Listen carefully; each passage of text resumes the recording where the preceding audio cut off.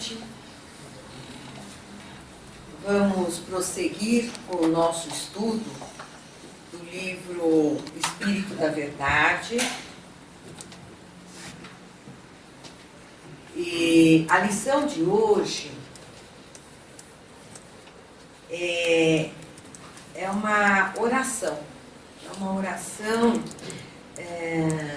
que foi inspirada, né, por Meimei, né, que é um dos baluartes da caridade no meio espírita. E esta oração, ela se inspira, né, no capítulo 13, item 5 do Evangelho segundo o Espiritismo. O Evangelho no capítulo 13, ele discorre sobre a máxima que a vossa mão esquerda não saiba o que dá a vossa mão direita.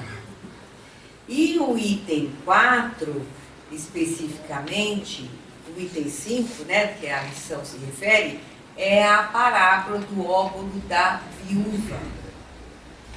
Então nós vamos ver aqui o que Meimei nos escreve a respeito.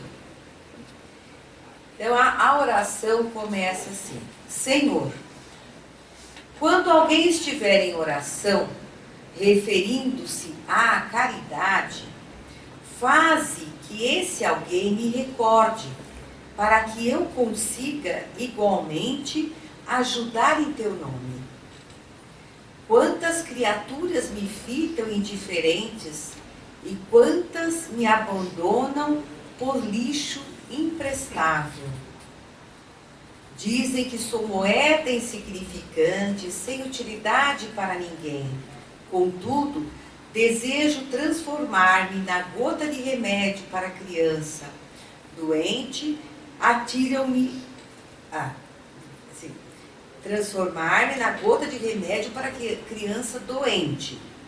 Atiram-me à distância quando surjo na forma de pedaço de pão que sobra.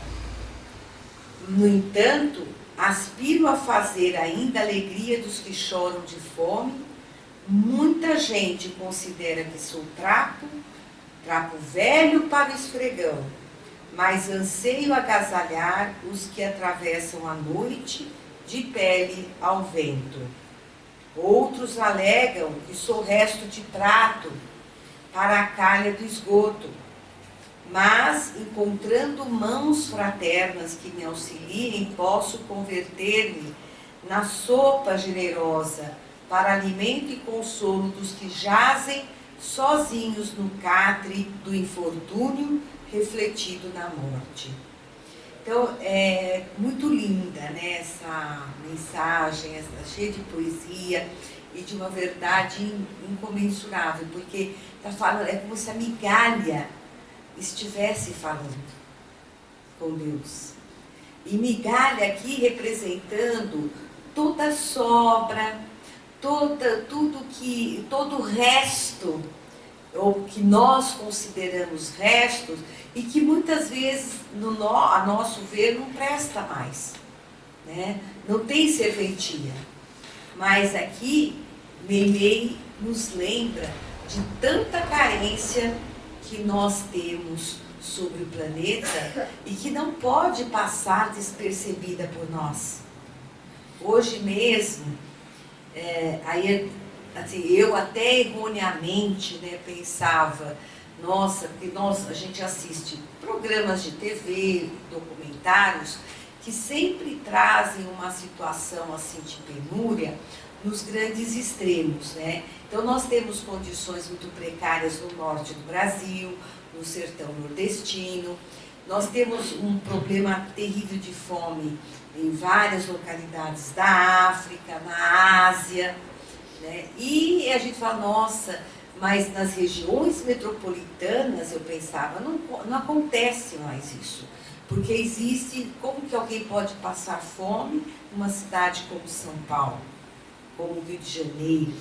E hoje, infelizmente, no Jornal da Manhã, abordou que como consequência dessa recessão econômica, né, política que está refletida na economia do país, o reflexo, e nós estamos passando a ter fome nas regiões metropolitanas. São Paulo, Rio de Janeiro. Pessoas que não têm como sustentar a sua família. Pessoas que estão abaixo da linha da pobreza e não conseguem garantir 3 refeições diárias. E aí o repórter estava entrevistando algumas dessas famílias. Então, me chocou demais. Um país tão rico como o nosso, tão visado como o nosso, pelas riquezas que nós temos, pela grandeza, né, que nós temos de terras férteis, de florestas, de água. Nós temos abundância de água, por enquanto, né? E nós admitimos essa situação. Então, vem bem assim, oportuna a lição, né? Eu sabia que hoje seria essa lição e coincidiu de assistir este documentário passado no Jornal da Manhã. Eu fiquei realmente chateada, eu falei, nossa, é demais, porque a gente não consegue conceber. A gente pensa, nossa, mas como assim, com tantos programas sociais, né? Não, engano nosso. Né? Crianças indo para a escola sem nada no estômago, porque a mãe não tinha o que dar para a criança. Né? Então, é muito complicado. Aí a gente vê nessa oração, né, a oração da migalha, né, vem chamar a nossa atenção para que a gente perceba, se sensibilize, sejamos mais observadores em relação ao que nós consumimos e ao que nós descartamos. Eu falo para mim mesmo. Então, nós temos, assim, por exemplo, o hábito de comprar verduras, legumes e acabamos esquecendo nas geladeiras, né? E acaba estragando. Fazemos comida demais e acaba estragando, né? Acumulamos em casa cobertores, edredons, que entopem os armários e cadê? Que a gente lembra. Então, a gente não lembra do outro com facilidade. Na nossa correria, passa despercebido. Mas nós temos que desenvolver esta sensibilidade, parar um pouco, sermos mais organizados nesse sentido. Não, a gente não faz porque quer. Né? A gente não faz assim, ai, porque esse cobertor é meu, eu não vou dar. É por negligência mesmo. Nós somos negligentes em relação ao que nós consumimos e ao que nós descartamos.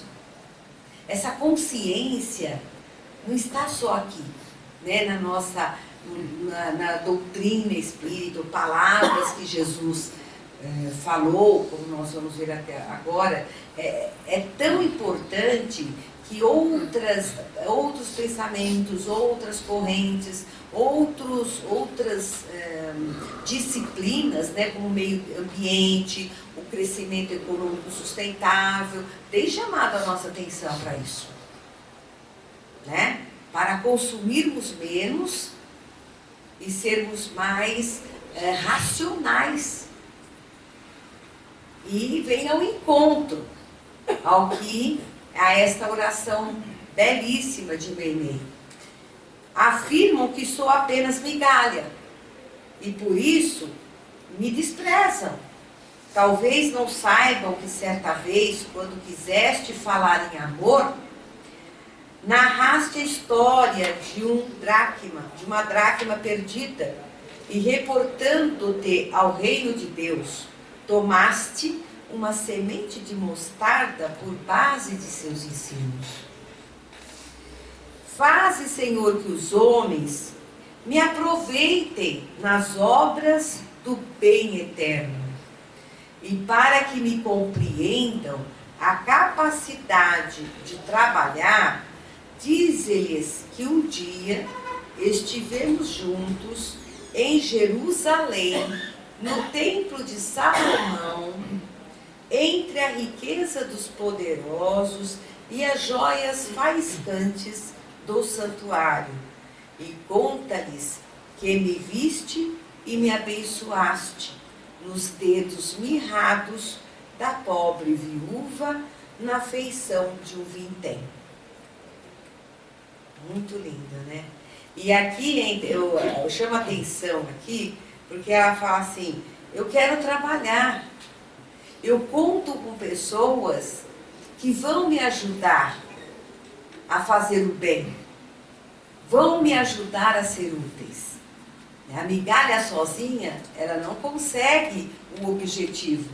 Ela precisa de mãos fraternas, corações amorosos, precisa de trabalho.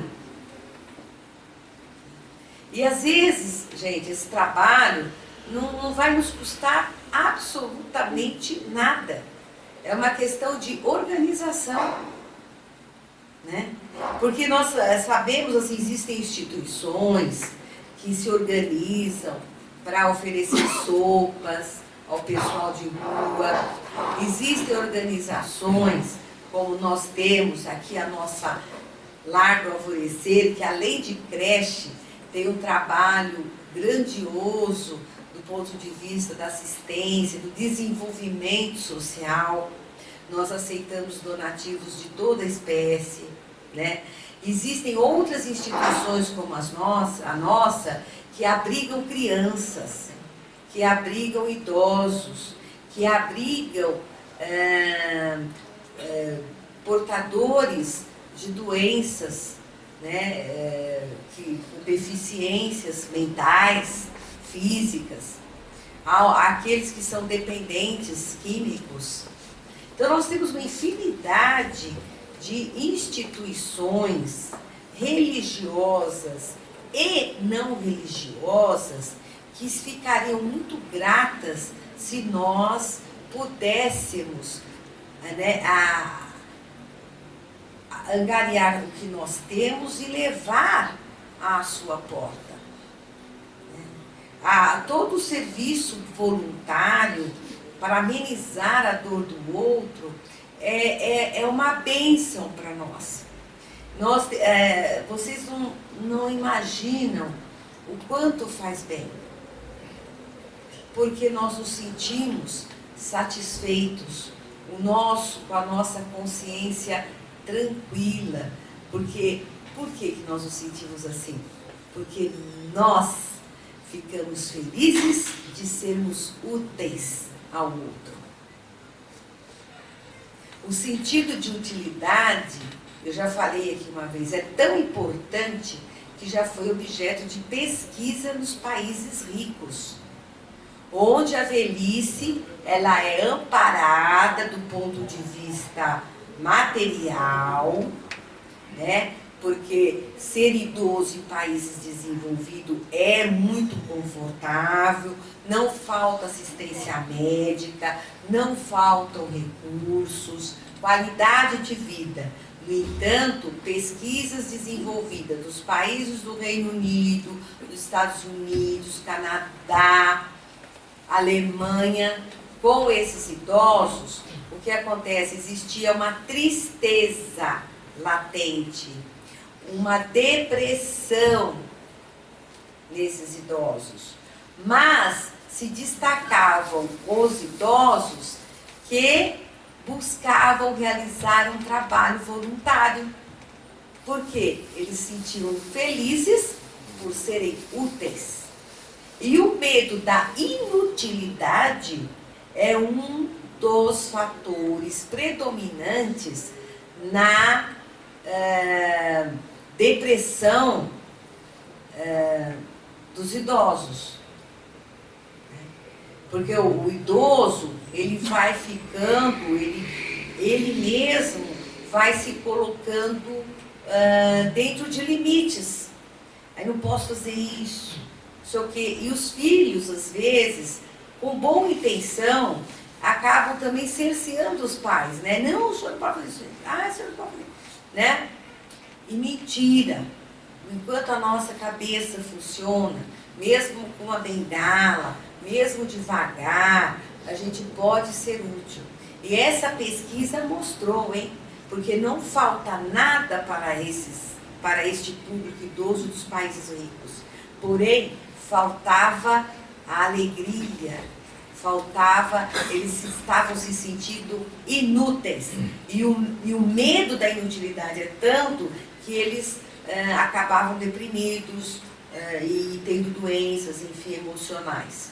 E aqueles que não se negavam a pensar assim e realizavam um trabalho voluntário, se diziam felizes. Então, olha como é importante. Então, a migalha, ela precisa desses braços para chegar onde ela precisa, dessa boa vontade de nós, né, aqui na Terra, no planeta, porque senão ela migalha, está parada, né? Nós não colocamos para circular. E aqui a gente relembrando o óbolo da viúva, né, nós vamos relembrar aqui a lição do Evangelho, e a gente vai ver como que é importante, né?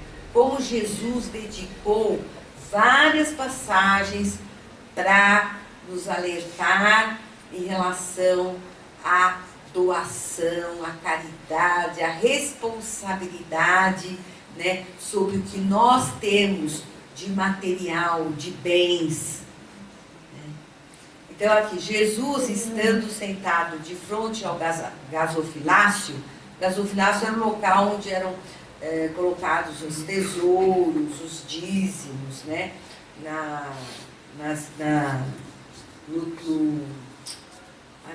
no templo. E aí ele considerava de que maneira o povo nele atirava o dinheiro e que várias pessoas ricas tinham colocado muito. Ele observou isso, Jesus. Veio também uma pobre viúva que nele colocou somente 2 pequenas moedas.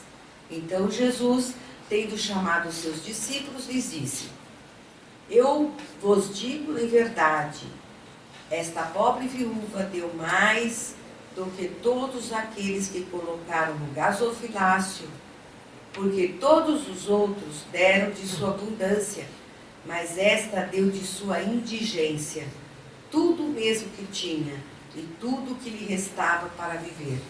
Quem escreveu São Marcos, capítulo 12, versículos 41 a 44, e São Lucas, capítulo 21, versículos de 1 a 4.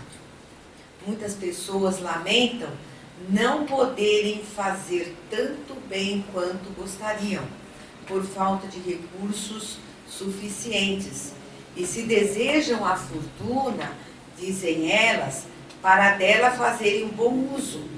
A intenção é louvável, sem dúvida, e pode ser muito sincera em alguns, mas é certo que seja em todos completamente desinteressada? Então a gente espera um dia ganhar na Mega Sena para realizar um grande feito para os mais necessitados, né?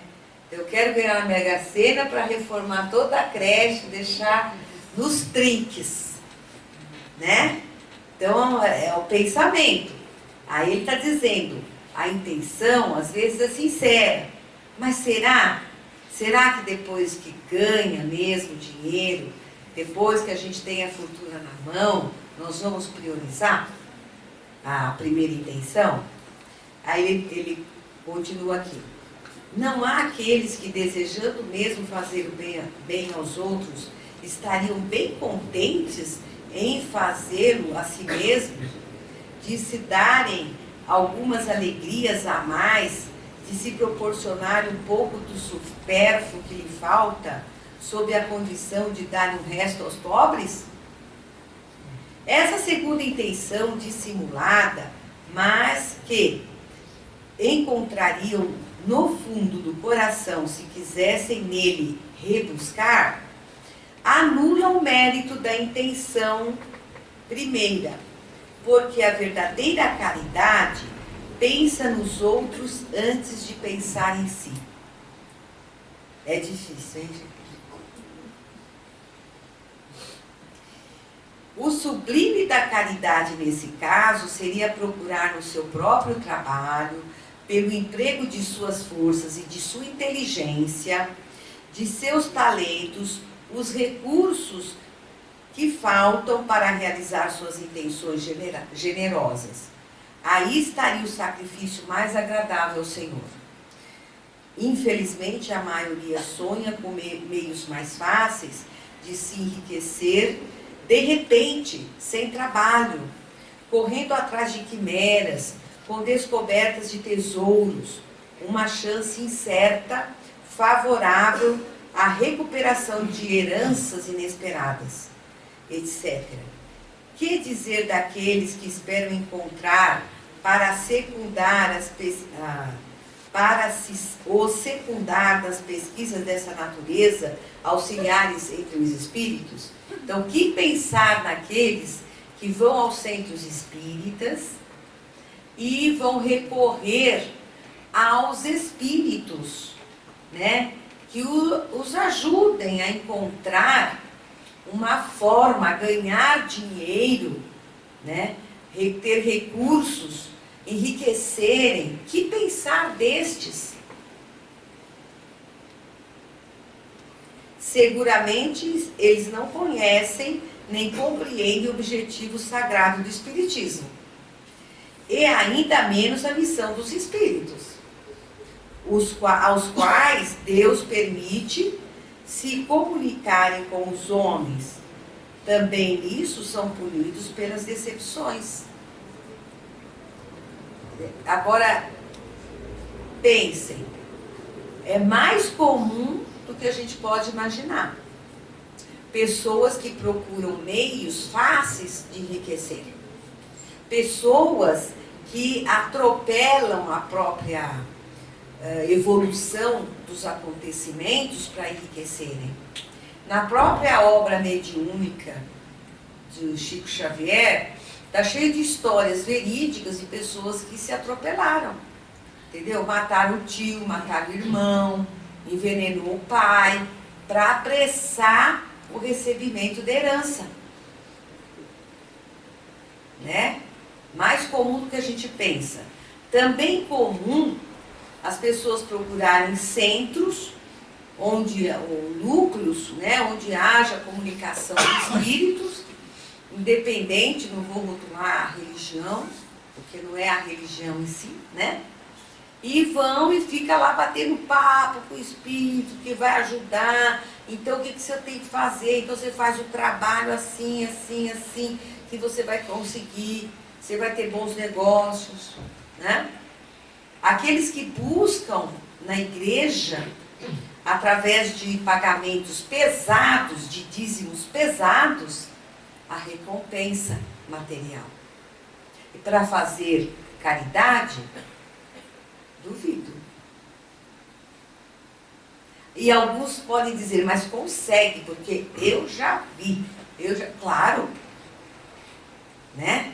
Se a pessoa mentaliza só isso, com toda a convicção, ela acredita, ela vai conseguir mesmo. Mas não tem nada a ver com Deus, nada a ver com religião, certo? Nada a ver, muito menos, com espíritos, né? Os espíritos, eles têm a licença de trazer para nós os conhecimentos, de compartilhar todo o conhecimento da vida espírita sobre a supervisão de Jesus. Ah, mas tem espírito que fala. Claro que tem.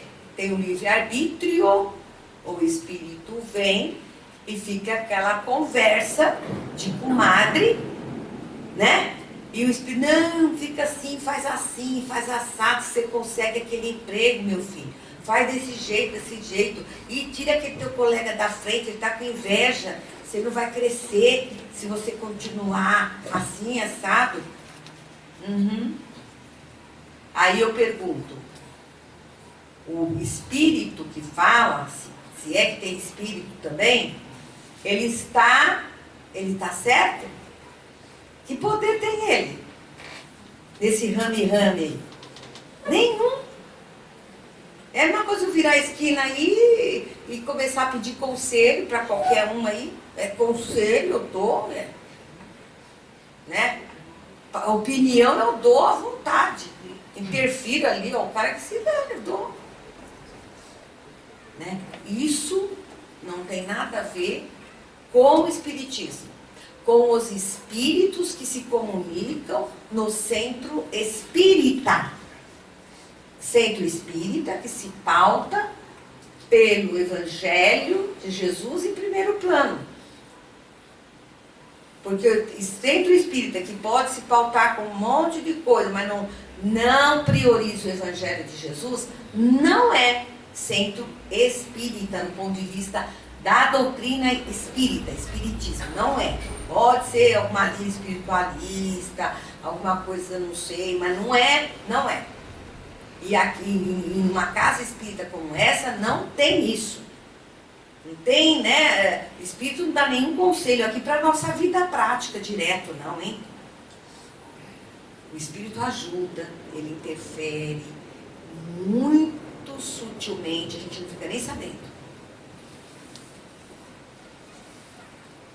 Aí, mas não nesse sentido, né? Ah, vou ficar rico, deixa eu ver se eu consigo ter a promoção no meu emprego, né? Não é isso.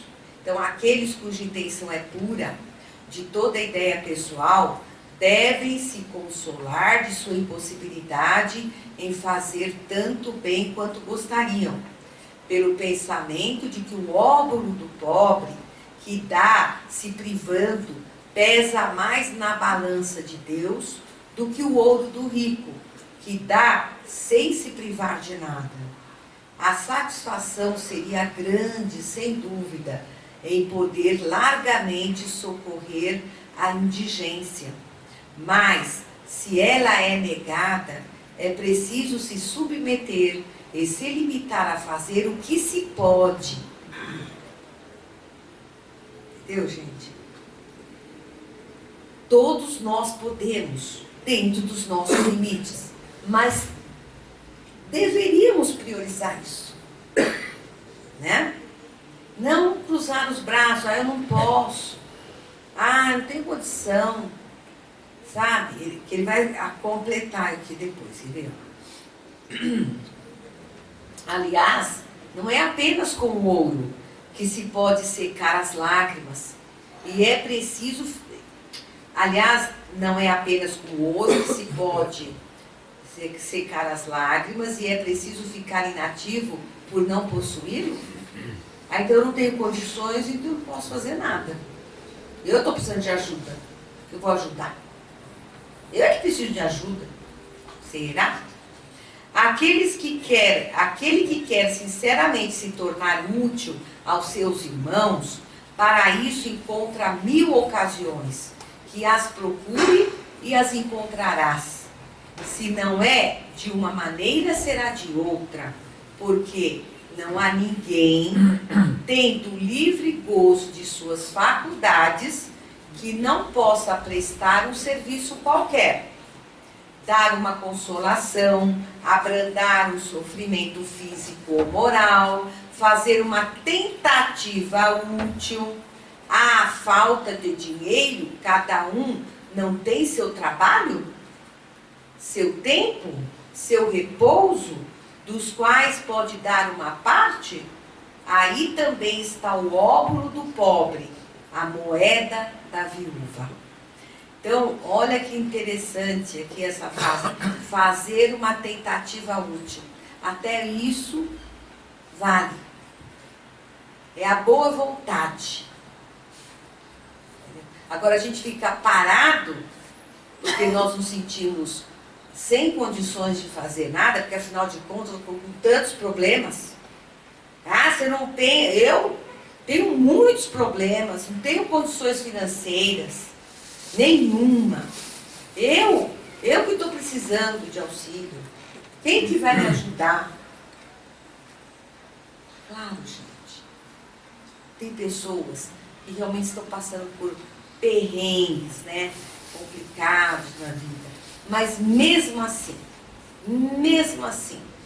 porque também nós temos que pensar o seguinte: quando nós nos fixamos no problema, nós o agigantamos perante nós.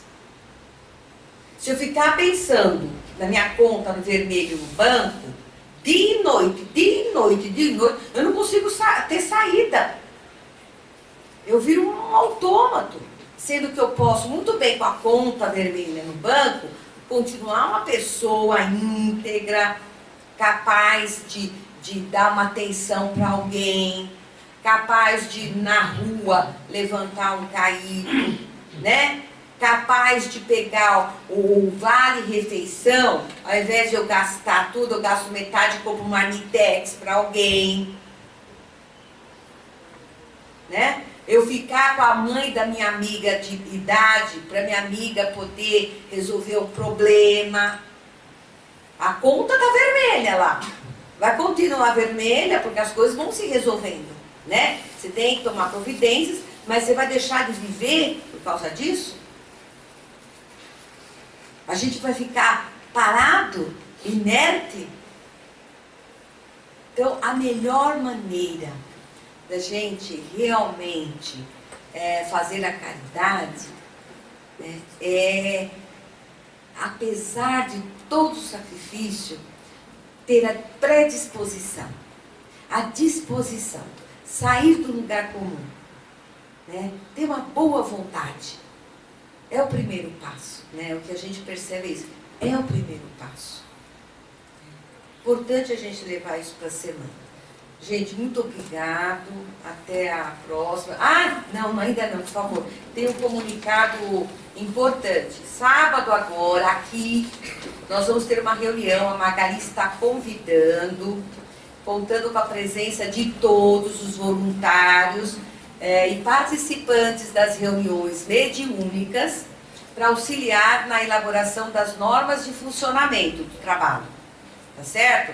Sábado aqui, das 10 às 13 horas, estimativa, tá bom? Aqui nesse local. Então, vocês, médiuns, passistas, doutrinadores, os médiuns que dão passividade, estão todos convidados.